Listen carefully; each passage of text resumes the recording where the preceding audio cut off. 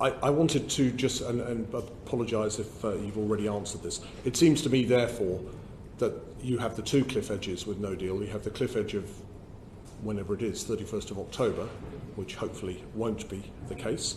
But then, after a period of time, non-EU countries will challenge the situation, and as you said, the border situation in Ireland may be challenged by other EU countries.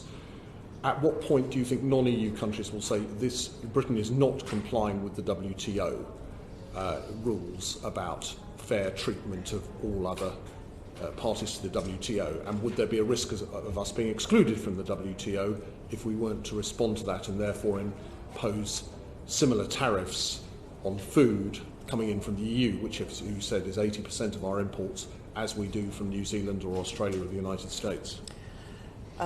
You're definitely outside of my area. I wasn't really cited on the thinking. I know that government felt that their approach for Northern Ireland was legally compliant. They definitely felt that, but not sustainable.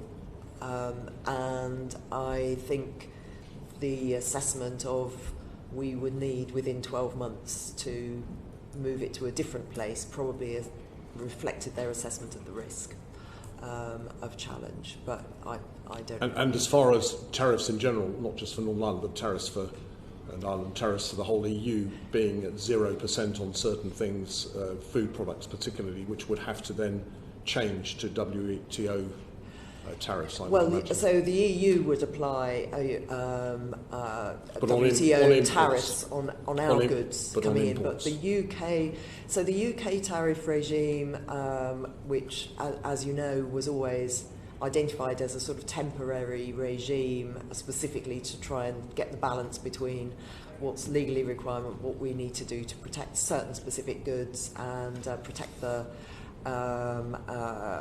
public from price rises.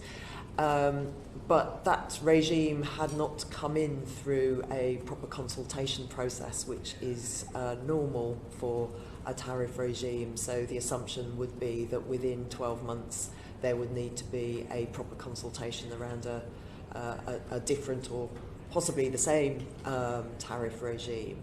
So I think there was more thinking about what that process and timescale would be, although I'm not clear what the new tariff regime might end up. Presumably the same scenario that you painted between Northern Ireland producers being pretty upset about the disparity quickly in terms of their exports as against the other way round would apply to British people in Great Britain. So, for instance, a producer of spinach might find, I don't know what the tariffs would be on spinach, which they are exporting, say, to the Netherlands, but they might find that in the end it's cheaper to import those goods from Europe because the tariffs imposed by the UK are zero, rather than grow it ourselves. That's beyond... With the consequent impact on food security and much else. It wouldn't stop us sourcing, because it would still be zero tariff whether we buy it from Lincolnshire or whether we buy it from Holland in that case, so that wouldn't affect them. But I think their problem is... They wouldn't be able to export. Like, for instance, the Netherlands in June had a very good period of hot weather, which meant that their production went right down, so British producers were able to fill that gap. That would no longer be nearly as profitable for British producers. Exactly right. Exactly right. Yeah. So British producers would be put again at a disadvantage by these arrangements.